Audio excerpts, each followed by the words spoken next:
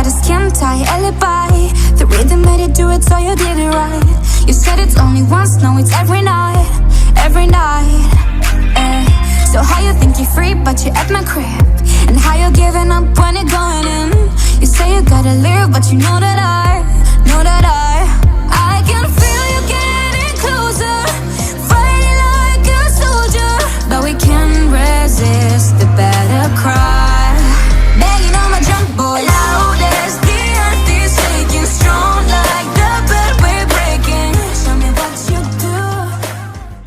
I had never wanted to have kids my whole life. I never wanted kids at all. Then we, through a very happy surprise, became pregnant with Cameron, our oldest. And after I had Cameron, as soon as they put him on my chest, it was magic, just amazing. I couldn't stop crying for about a day and a half off and on. Yeah.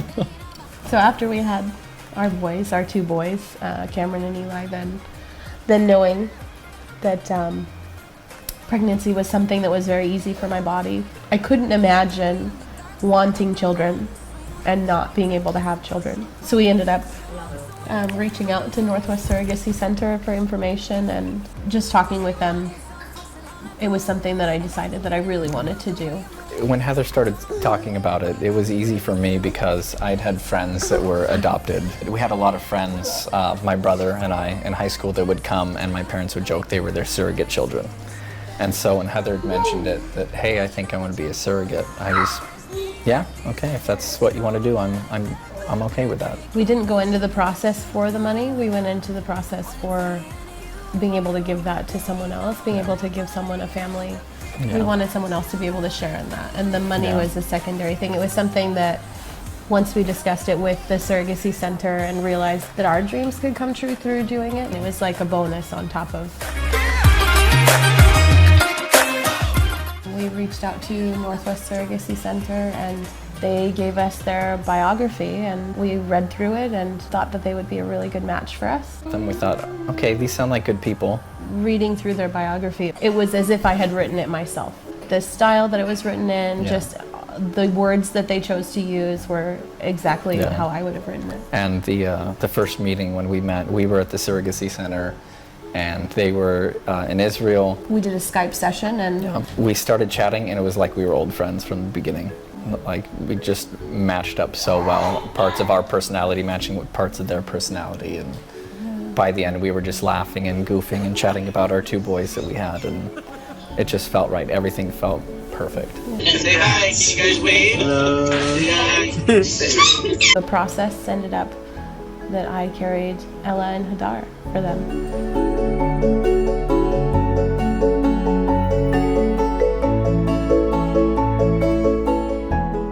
Yeah, it was in Portland. We took them to a restaurant called Andina. I remember walking in and we were nervous. We were a couple minutes late. I'm never late. But we walked in and we walked around the corner and saw them sitting on a bench, and there were so many emotions that came out. It was so exciting. We walked up to the table and we saw each other and immediately went into hugs and started talking, and it brought us gifts and we gave them some gifts. It was really like we had known each other for a very long time. Yeah. I think we were there for 3 hours, 2 or 3 hours in the restaurant. Just the four of us. We had the kids stay with the sitter. Then the next day they got to meet them. We took them to the zoo in Portland and they got to spend time with them, and we got to see Asaf do his handstands. Yeah. It was so funny because Sion said he's very excited to show you his handstand, so you need to ask him to show you his handstand. He's been working on his handstand. You have to ask him. It was really sweet. Not without its challenges. There were a lot of hormone injections that I had to do before they could transplant the babies. They have a higher success rate of implantation if your body is ready to accept and ready to become pregnant. So they said essentially through the hormone shots that they were taking my body to premenopausal state. It's a very comfortable environment for having babies. We did hormone injections. It started about 12 weeks before. The first set was very easy. It was a very small needle and it was in my belly, and I could do that one by myself. And then the second round of shots, it's an intramuscular shot, and so it's a very large needle and it goes in your butt cheek. And I remember standing there for probably half an hour in the bathroom trying to give myself this shot and trying to work up the nerve to do it, and I couldn't. So I called Colin. He was at work, and I said, "Can you come home for the whole?" It kind of became a routine before I went to work because I worked nights at the time. אנחנו עכשיו לפני האולטרסאונד הראשון, כדי לדעת אם יהיו לנו, יש לנו תאומים או תינוק אחד, לא משנה מה יקרה, אנחנו נשמח. Right, so let's see what we got. So this is the uterus, and as we go across the uterus, there is a pregnancy sac right here, and another pregnancy sac right here. So it looks like there's two. People ask me that all the time as well. They say, "Oh, did they plan to have twins?" Yeah, they plan to have a boy and a girl. They can do that? Yeah, science is an amazing thing now. So they came at the beginning, and then they came about halfway through the pregnancy.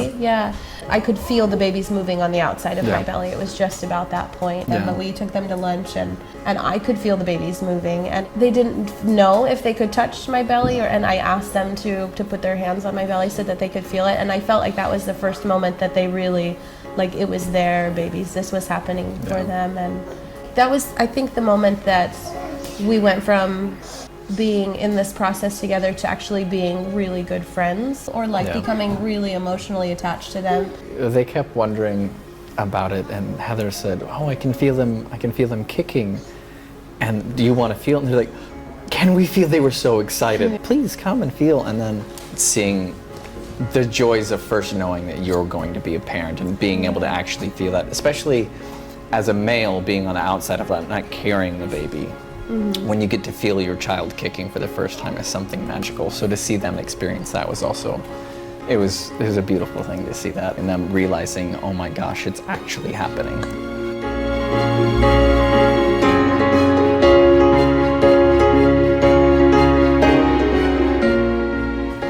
The question I get asked most is about, didn't you become attached to the babies, or how did you not emotionally attach to the babies? And it's such a different process between becoming spontaneously pregnant with your own and going through the process of finding out and a pregnancy test and sharing your excitement with your partner. Through this process, for me, it was all of my emotion was attached to Asaf and ציון and not to the babies, because they, first and foremost, were not my babies. They were Asaf and Tzion's sperm and a donor egg, so they were entirely separate from me.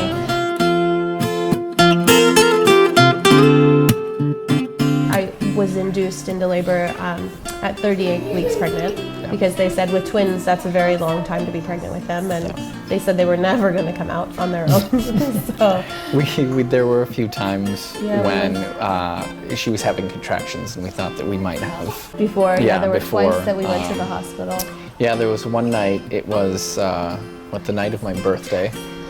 I was about to go into work, and then we were in a room, and it looked like things were maybe going to progress, and then it didn't. And so everyone was like, "Well, I'm sorry, we spent your birthday in the hospital." I was like, "I got to skip work, plus I'm spending time with you doing this, this wonderful thing." And if it was going to end up having babies that night, that would have been beautiful. So.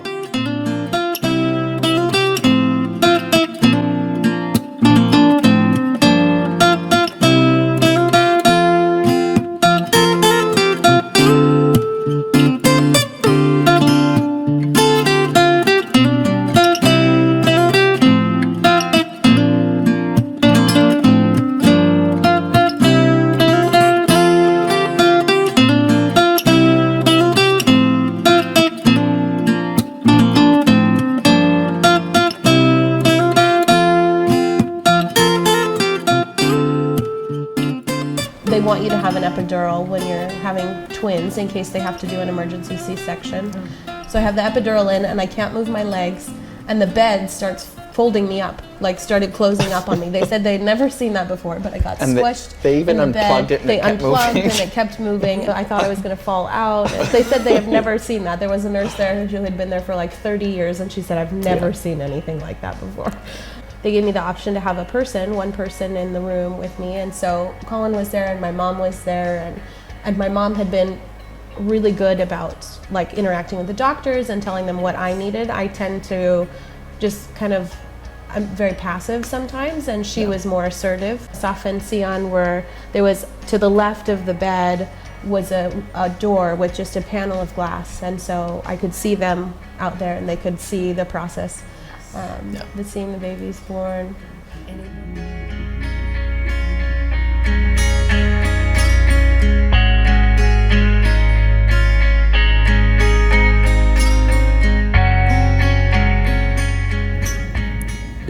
מאמי. מוכן?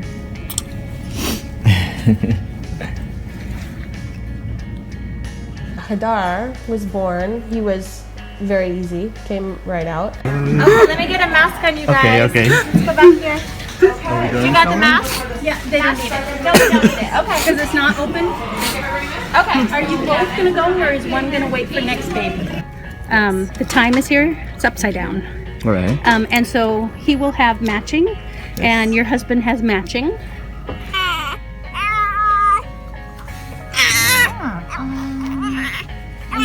Grab a thermometer here really quick. So he's working just a little. Leading up to it, they had been monitoring the position of the babies. Yeah. So up to the point that we were going to deliver, both of them were head down and they were ready to come out. And then as soon as Hadar was out, then Ella put her butt down and she was then breech and was not going to come out. It was kind of an intense bit for me because they only allowed the one person in the delivery room, which was Heather's mother. But they only allowed 2 people in the hallway, and so Asaf and ציון were watching, and I was in the hallway and in the room where Heather was going to be after having the babies with no idea as to what was going on, and I was supposed to be taking pictures or filming it, but I wasn't allowed in there. I was kind of stuck in there, and eventually a nurse found me and said, "Oh, the boy was born. Would you like to see him? He's in NICU." And I said, "Sure."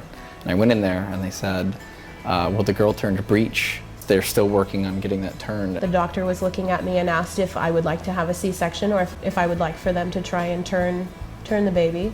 And I asked, so from the outside that they would use their hands to push the baby around. I think there were 4 doctors involved in pushing, and then a nurse with an ultrasound monitor to make sure, because it's not just me handling the pain and the discomfort, but also the baby, making sure that the baby's heart rate doesn't drop and that the baby is still content. And the whole time I remember focusing on the doctors and making sure they were okay, but also focusing on Ella, and she was, the whole time her heart rate was consistent. There was no point where she was done or that anything. Her head was here, and they tried to turn her this way to get her head down, and she wasn't going, so they got her to about here, and then they pushed the other way to try and get her, and they got to about here, and she wouldn't go anymore. And I remember thinking in that moment, like, they're going to give up, and I really didn't want them to give up. I wanted them to try, and so they asked, "Would you like us to try one more time turning her?" And I said, yes. I don't normally pray, but I remember thinking, it's been a long time. I didn't know where a clock was in the room, and I broke down at one point and I prayed, if this is something that's meant to be, if this whole process is something that needs to happen for everybody involved, please let there not be a cesarean section, no C-section. My doctor's arms were shaking because she was so tired from pushing, and I asked for them to do it one more, and then we would do the C-section if that needed to happen. And I remember them pushing and pushing, and I was thinking, they're not going to do it. She's not going to turn, and they're going to have to do it. And right at that moment, the energy changed in the room, and they said, she's head down, and she's going to come out. They asked me to push, and I pushed one big push, and she was there. Yeah, and I'm guessing about 15, 20 minutes later is when a nurse came in and said, the girl's been born. It's a tough but powerful moment for me as well, knowing that Heather was going to be okay and that the babies were fine.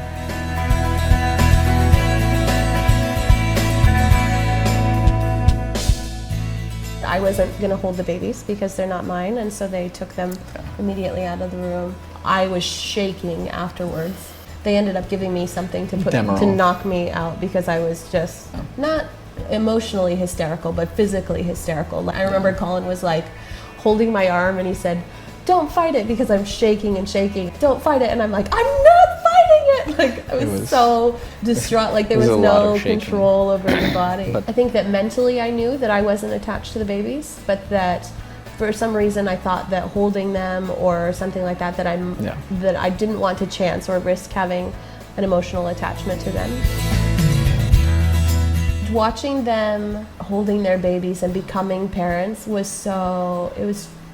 just powerful. Like being able to share in their joy. Like he talked about, a man becomes a parent when the baby is born, when he holds that baby for the first time. And so watching them hold their babies for the first time and go through the process that we had gone through with our kids of learning how to feed them and how to change their diapers and all of that. It was just beautiful, like to see everything come to fruition after all these months of talking about it, about what it's going to be like, and then finally seeing it happen. It was amazing. אני באתי לחלום, אבל הכי בוער לי זה איך אני עובר את היום. אני באתי לחלום, אבל הכי בוער לי זה איך אני עובר את היום. When we were going through the process of having Ella and Hadar, these babies are not coming home, right? He was excited that we got to go through the process, and I think he understood it really well. We talked to him a lot about it, but he was very insistent that they were not coming to our house. I remember him coming to me. I'd had a hard day at work, and I came home and I was sitting in the car and I was crying before I went inside just to let it out, and he came out and he climbed in the car and he puts his hand on my shoulder and he said, "I will always be here for you." And Eli loved their tiny hands and their tiny feet. He would just sit and wanted to hold their hands. The next day, when we went up and visited, I remember Eli kept reaching down and he wanted to hold their hands, and he was so gentle and he kept giggling and like, they're so cute. And then Asaf and ציון would hold them over. I did the pregnancy test, and my nurse turns to me. I've had the same nurse for all of our kids, and so she turns to me and she says, "This is positive." And I said, "Are you shitting me?" And she was like, "No." And I started just laughing hysterically, and I texted Colin and she was like, "Is this a good thing?" And I was like, no, it's a good thing, it's great. And it was funny for me, and then I get this message that's so... And I went, oh gosh, we're having a child. It was a surprise. It was a surprise of joy, but like, oh, how did this happen at the same time? But the funny thing for me is that Heather has said, no, I'm good with two, I'm done. And a part of me in my mind kept thinking after she had the twins that she would want another one. And she kept saying, no, I don't want another one, I'm fine. But something was telling me that it was gonna happen. And then we messaged shortly after, we messaged Asaf and ציון, and Asaf said, I knew you were pregnant. Yeah. אני באתי לחלום, אבל הכי בוער לי זה איך אני עובר את היום. כי אני באתי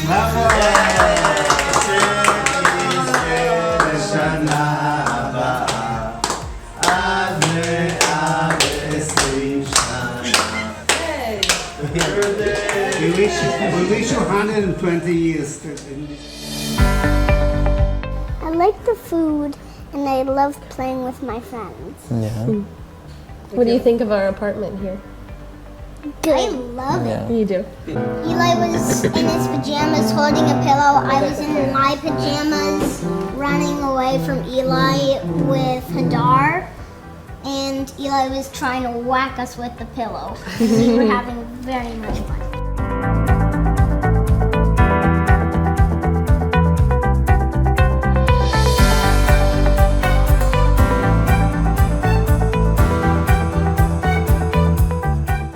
התרגשנו, קיווינו שנצליח לארח אותם, לתת להם הרגשה טובה, כי בכל זאת לא נפגשנו 2.5 כמעט.